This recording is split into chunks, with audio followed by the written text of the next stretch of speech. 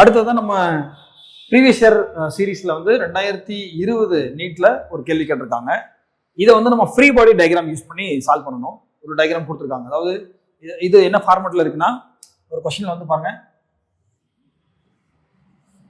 இந்த மாதிரி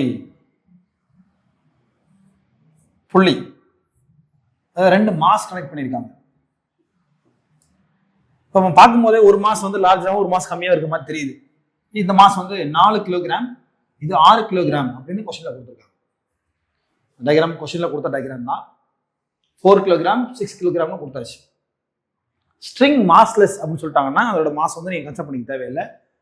ஆனா என்ன கேட்டிருக்காங்க, இந்த ஸ்ட்ரிங் பாசஸ் ஓவர புள்ளி வழியா போகுது, விச் இஸ் ஃப்ரிக்ஷன்லெஸ். அந்த புள்ளி வழியா போறதுனால இந்த இடத்துல உறவு ஏற்படலை, ஃப்ரிக்ஷன் இல்லை அப்படின்னு கொடுத்துருக்காங்க. இந்த acceleration of system in terms of acceleration due to gravity. கிராவிட்டியை வச்சு நீங்க இந்த சிஸ்டமோட ஆக்சலரேஷன் சொல்லணும். அது இந்த டென்ஷன் இந்த ஸ்ட்ரிங்கும் கனெக்டடா இருக்கு, ஒரே ஸ்ட்ரிங் தான். அப்போ இந்த டென்ஷன் இங்க ஆக்ட் ஆகிற டென்ஷன் அதே தான் இங்க ஆக்ட் ஆகும். ஃபர்ஸ்ட் இந்த பாடிக்கு ஃப்ரீ பாடி டயக்ராம் தனியாக வரைவோம், அதில் ஒரு ஈக்குவேஷன் ஃபார்ம் பண்ணிக்கலாம். அதே மாதிரி இந்த செகண்ட் பாடிக்கு ஒரு ஃப்ரீ பாடி டயக்ராம், அப்புறம் அதுக்கு ஒரு ஈக்குவேஷன் ஃபார்ம் பண்ணிக்கலாம். அப்புறம் அதுல இருந்து நம்ம ஆக்சலரேஷனை கண்டுபிடிச்சிடலாம். பிக்சர் பாருங்க, 4 kg அப்படின்னு ஒரு மாஸ் இருக்கு. அப்வர்ட் டைரக்ஷன்ல டென்ஷன் ஃபோர்ஸ், டென்ஷன் ஆக்ட் ஆகுது. அது இங்க டயக்ராம்ல கொடுத்துட்டாங்க. டவுன்வர்ட் ஆக்டிங் ஃபோர்ஸ் என்னவா இருக்கும்? 4 இன் டர்ம்ஸ் ஆஃப் கிராவிட்டில கேட்டிருக்காங்க. ஆன்சர் ஆப்ஷன்லயும் பாருங்க ஜினே வருது. அப்போ நீங்க 9.8 அல்லது 10 தான் யூஸ்வலாக நம்ம எடுக்கணும் ஜியோட வேல்யூ. இங்கே ஜியோட வேல்யூ வந்து போட தேவையில்லை, ஜீனே வச்சுக்கலாம் அப்படியே. ஸோ 4g அப்படின்னு போடலாம். ஸோ இந்த மாஸ் உங்களுக்கு இந்த படத்தில் பார்க்கும்போதே இது மேலேயும் இது கீழே இறங்கிட்டு இருக்க மாதிரி தெரியுது. அதனால நீங்க இந்த இடத்துல ஆக்சலரேஷன், இதோட ஆக்சலரேஷன் மேலே அப்படி போற மாதிரி நீங்க போட்டுக்கலாம். இப்போ இதுக்கான ஈக்குவேஷன் எப்படி எழுதுவீங்க? எது ஜாஸ்தி இருக்கு? டென்ஷன் 4g கம்பேர் பண்ணீங்கன்னா. ஸோ ஆக்சுவலாக நீங்க இதுக்கு நீங்க ஃப்ரீ பாடி டயக்ராம் போடும்போது ஒரு ஈக்குவேஷனை upward equation, upward force, downward force போடணும். போட்டு இதோட வெக்டார் சிம்பிள்ஸ் எழுதணும். இதுக்கு ஜெயின் எழுதணும், இதுக்கு மைனஸ் ஜெயின் எழுதணும். சரிங்களா? அது ஒன்று எழுதி காட்டுறேன். அதை விட இந்த மெத்தட் எப்படி ஈஸியா நம்ம சால்வ் பண்ணலாம் அதுவும் நான் சொல்றேன். இப்போ டென்ஷன் என்ன டைரக்ஷன்ல இருக்கு? அப்வர்ட் டைரக்ஷன்ல இருக்கு. ஸோ ஜெயின் வச்சுக்கோங்க. பிளஸ் 4g இது டவுன்வர்ட் ஃபோர்ஸ். இது என்ன டைரக்ஷன்? மைனஸ் ஜே டைரக்ஷன்ல டவுன்வர்ட் டைரக்ஷன்ல இருக்கு. சம் ஆஃப் ஃபோர்ஸ் வந்து ரெஸ்ட்ல இருந்தா தான் ஜீரோன்னு நம்ம சொல்லுவோம். இது ரெஸ்ட்ல இல்லை, மூவ்மெண்ட்ல இருக்கு. அப்போ ரிசல்டன்ட் ஃபோர்ஸ் என்ன? எம், அதாவது இந்த மாஸ் வச்சுக்கோங்க. இப்போதைக்கு 4 வைக்காம மாஸ் வச்சிருக்கேன், ஏ. அல்லது 4a இங்க கொடுத்துருக்காங்க சார் மாஸ் அப்படின்னா அப்படியே கூட வச்சுக்கலாம். சரியா? இப்போ இந்த ஸ்டெப்பை எழுதிட்டு அதுக்கப்புறம் நீங்க என்ன செய்யணும்? ஜே மட்டும் காமன் எடுத்துடணும். இது எந்த டைரக்ஷன்ல இருக்கு? ஏ ஜே டைரக்ஷன் தான் இருக்கு. அப்போ ஜே ஃபுல்லாக ஒரு சைடு கொண்டு போய் நீங்க கேன்சல் பண்ண வேண்டியதுதான். TJ minus 4GJ equal to 4AJ. இந்த J ஃபுல்லாக எடுத்து நீங்க கேன்சல் பண்ணிடுங்க. J ஃபுல் இது ரெண்டுக்கும் J காமன் வெளியே எடுத்துருங்க. J vector T minus 4G equal to 4AJ. இப்போ இந்த J கேன்சல் பண்ணிடுங்க. இப்போ உங்களுக்கு ஒரு ஈக்குவேஷன் கிடைச்சிருச்சு. T minus 4G equal to 4a. So இந்த ஈக்குவேஷன் கொண்டு வர்றதுக்கே அதுக்கு முன்னாடி ஒரு 3 ஈக்குவேஷன் கண்டிப்பாக எழுதணுமா அப்படின்னா அவசியம் இல்லை. நான் சொல்ற மாதிரி ஃபாலோ பண்ணுங்க. அப்வர்ட் ஃபோர்ஸ் இருக்கு, டவுன்வர்ட் ஃபோர்ஸ் இருக்கு. ரெண்டு பேரும் இழுக்கிறாங்க ஒரு டைரக்ஷன். இது மேலே இழுக்குது, இது கீழே இழுக்குது. இந்த கேஸ்ல ரிசல்டன்ட் அது எங்க போகுது? மேலே தான் போகுது. அப்போ எந்த ஃபோர்ஸ் அதிகமா இருக்கு? T தான் அதிகமா இருக்கு. அவ்வளவுதானே? இது காமன் அண்டர்ஸ்டாண்டிங். அதை வச்சு நீங்க ஷார்ட்கட்டாவே இந்த 3 ஸ்டெப்பை ஸ்கிப் பண்ணிட்டு இந்த ஸ்டெப் போயிடலாம். இந்த ஃபோர்ஸ்ல அப்வர்ட் ஃபோர்ஸ் ஜே கேப் எழுதணும், downward force minus J cap எழுதணும். அப்புறம் இந்த வெக்டார் டைரக்ஷன்ஸ்லாம் அப்ளை பண்ணணும். இது பெரிய கிளாஸ் இருக்கிறதுனால இது ஷார்ட் எழுதுறதுக்கு ரிசல்டண்டா இது மேலே தான் போகுது. அப்போ இது ரெண்டுத்துலையும் மேலுள்ள ஃபோர்ஸ் தான் பெருசா இருக்கும். அப்போ பெரிய வேல்யூ மைனஸ் சின்ன வேல்யூ போட்டுருக்கு. அவ்வளோ டென்ஷன். பெரிய வேல்யூ என்ன? டென்ஷன் மைனஸ் சின்ன வேல்யூ என்ன? 4g. ரெண்டோட டிஃபரன்ஸ் தான் இந்த 4a மேலே போகணும். மாஸ் இன்டு ஆக்சலரேஷன் ஃபோர்ஸ்க்கு ஃபார்முலா எழுதியாச்சு. ஸோ இந்த ஈக்குவேஷனை ஃபர்ஸ்ட் ஈக்குவேஷன் வச்சுக்கோங்க. ஸோ இந்த இதே ட்ரிக்கை யூஸ் பண்ணி நான் செகண்ட் 6க்கும் நான் எழுத போறேன். 6 மாஸ் இருக்குல்ல, அது டவுன்வர்ட் டைரக்ஷன் இருக்கு. ஸோ 6 kg மாஸ், அப்போர்ட் டைரக்ஷனில் டென்ஷன், டவுன்வர்ட் டைரக்ஷனில் 6g அப்படின்னு இருக்கு. இப்போ இதில் எது பெருசாக இருக்கு? டைரக்ஷன் வச்சு சொல்ல முடியும். டவுன்வர்ட் டைரக்ஷன் தானே போகுது, அப்போ 6g தான் பெருசு. அப்போ 6g மைனஸ் டென்ஷன் வந்து ஓவர் கம் பண்ணுது, அப்போ அதுதான் நீங்கள் மைனஸ் பண்ணிடணும். Equal to resultant 6 into a 6, second equation. புரிஞ்சுங்களா? பெரிய ஃபோர்ஸு g 6g மைனஸ் சின்ன ஃபோர்ஸு, ரெண்டுதோட ரிசல்ட்னால தான் 6a கீழே போகுது, அதான் போட்டிருக்கேன். இப்போ ஃபர்ஸ்ட் அண்ட் செகண்ட் ஈக்குவேஷன்ல பாருங்க, ரெண்டு வேரியபிள் இருக்கு, மூணு வேரியபிள் இருக்கு. இதுல ஆன்சர் உங்களுக்கு ஜில வரப்போகுது. அப்போ நீங்க ரெடியூஸ் பண்ண வேண்டியது ஏக்கும் டியூக்கும் இடையில மட்டும்தான். அப்போ இது ரெண்டுல ஏதாவது ஒரு வேல்யூ கேன்சல் பண்ணணும். ஏ தான் உங்களுக்கு வேணும், அப்போ ஏக்கு தான் ஃபார்முலா மாற்றணும். இந்த டீயை பாருங்க, ஜஸ்ட் நீங்க ரெண்டு ஈக்குவேஷன் ஆட் பண்ணாலே டி கேன்சல் ஆயிடும். இது மைனஸ் டி இருக்கு, பிளஸ் டி இருக்கு. லெஃப்ட் சைடு உள்ள ஆட் பண்ணுங்க. T minus 4g plus 6g minus T, right side உள்ள ஆட் பண்ணுவோம் 4a plus 6a. Equation 1 equation 2 ரெண்டுத்தையும் ஆட் பண்ணியிருக்கோம். ஆடு சூப்பர், டி கேன்சல் ஆயிடுச்சு. ரிமைனிங் வேல்யூ என்ன? 6g minus 4g net 2a 2gன்னு போட்டலாமா? 6ல் 4 வச்சுன்னா 2, அவ்வளோதான். 4a 6a result 10a. என்ன கேட்டிருக்காங்க? ஆக்சலரேஷன் தான் கேட்குறாங்க. கொஸ்டின் என்ன?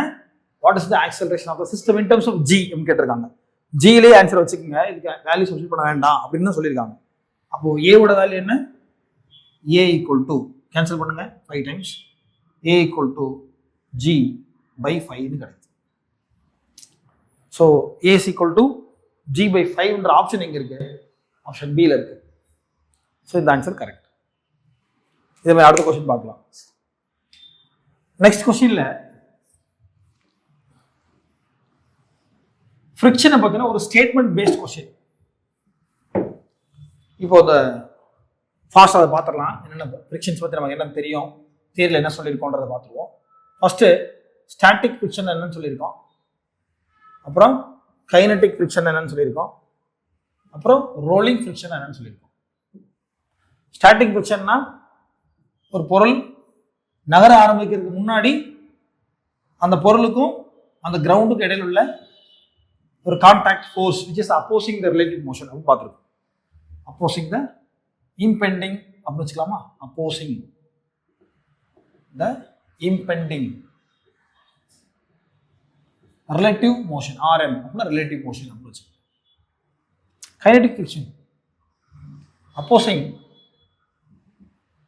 actual relative motion.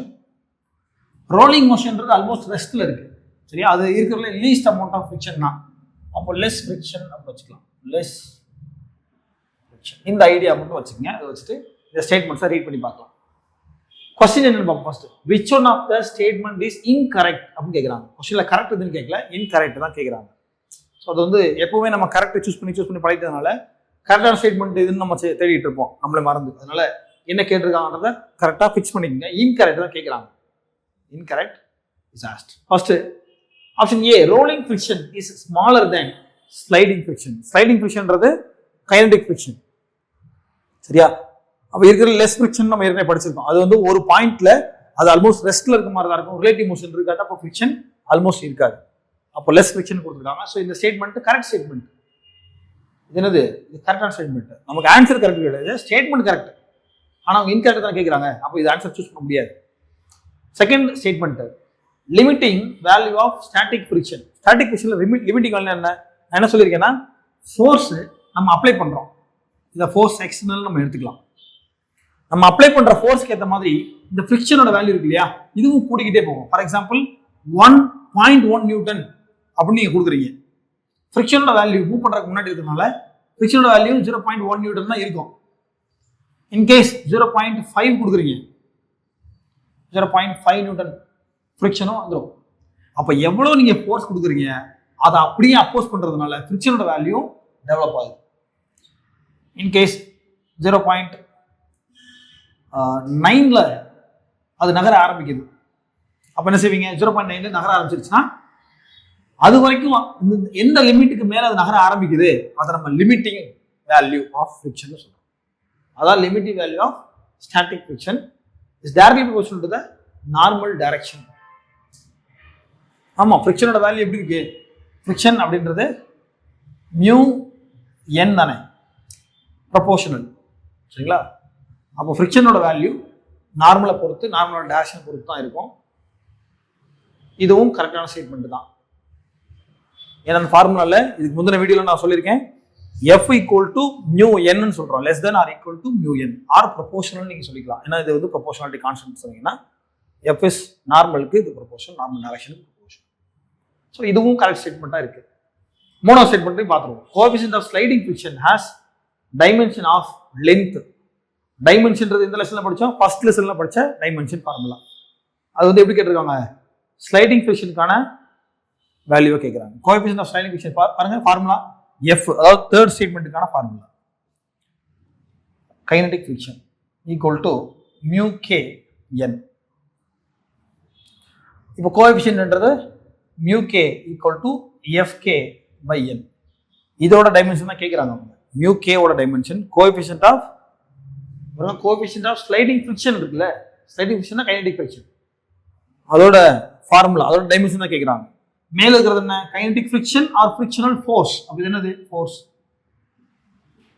Normal reaction அப்படின்றதும் அப்வர்ட் பேலன்சிங் ஃபோர்ஸ் தான் அதுவும். அப்போ ஃபோர்ஸ் பை ஃபோர்ஸ் வருது, கேன்சல் ஆயிரும். ரெண்டுத்துக்கு நீங்கள் டைமென்ஷன் கூட எழுதிட்டு கேன்சல் பண்ணலாம், தேவையில்லை. பட் நீங்கள் எனிஹவ் ஃபோர்ஸ் கேன்சல் ஆகிட்டதுனால நோ டைமென்ஷன் தான் இதுக்கான ஆன்சராக இருக்கணும். அப்போ என்ன இந்த ஸ்டேட்மெண்ட் எப்படி இருந்தால் correct? Coefficient of static sliding friction has dimension, no dimension கொடுத்துருந்தா இது கரெக்டாக இருந்திருக்கும். அப்போ இதுதான் தப்பான ஸ்டேட்மெண்ட். ஸோ இது ஸ்டேட்மெண்ட் ராங். நம்ம என்ன வேணும்? நமக்கு இன்கரெக்ட் ஆப்ஷன் தான் வேணும். அதனால நமக்கு ஆப்ஷனில் இதுதான் சரியான ஆப்ஷனாக இருக்கு. ஏன்னா அடுத்ததையும் நம்ம செக் பண்ணிக்கலாம். Frictional force opposes, of course relative motion தான் அப்போஸ் பண்ணுது. Frictional force opposing the impending relative motion, kinetic friction opposing the actual relative motion. அப்போ ஃப்ரிக்ஷனல் ஃபோர்ஸ்ன்றது அதை அப்போஸ் பண்ணுதுன்றது கரெக்ட். அப்போ இந்த ஸ்டேட்மெண்ட்டும் கரெக்ட் தான். ஸோ ஆல் த 3 ஸ்டேட்மெண்ட்ஸ், இந்த 3 ஸ்டேட்மெண்ட்டும் கரெக்டாக இருக்குது. இது ராங் ஸ்டேட்மெண்ட்டாக இருக்குது. இதுதான் அவங்க கேட்டிருக்காங்க இன்கரெக்ட் ஸ்டேட்மெண்ட். இதுதான் சரியான ஆப்ஷனாக இருக்கும். ஸோ இதோட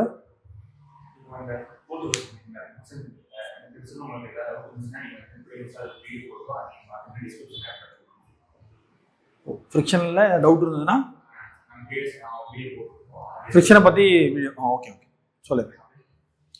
இப்போ வந்து ஃப்ரிக்ஷனை பற்றி இந்த சம்ஸ் எல்லாம் சால்வ் பண்ணியிருக்கோம். இதில் வந்து ஃப்ரிக்ஷனில் திடீர்னு ஒரு சம் சால்வ் பண்ணுறோம். இதை பற்றி உங்களுக்கு ஐடியா இல்லை, ஃப்ரிக்ஷன்னா என்ன, இதை பற்றி டீட்டெயிலாக தெரிஞ்சுக்கணும்னா இதுக்கு முந்தின வீடியோஸில் ஃப்ரிக்ஷன்னா என்ன, அதோட டைப்ஸ் என்ன, ரோலிங் ஃப்ரிக்ஷன், அப்புறம் கைனடிக் அண்ட் ஸ்டாட்டிக் ஃப்ரிக்ஷன், இதெல்லாம் தனித்தனியாக செப்பரேட்டாக ஒரு டாப்பிக்காக தனித்தனியாக போட்டு எக்ஸ்பிளைன் பண்ணியிருக்கோம். அதை ப்ரீவியஸ் வீடியோ நீங்கள் பார்த்தீங்கன்னா அது தெரிஞ்சிடும். அந்த ஃபார்முலாஸ் நீங்கள் ஒன்ஸ் கோத்ரூ பண்ணிவிட்டு வந்து பாருங்கள். டிஸ்கிரிப்ஷன்லையும் இருக்கும் அந்த கண்டென்ட்டை பார்த்து.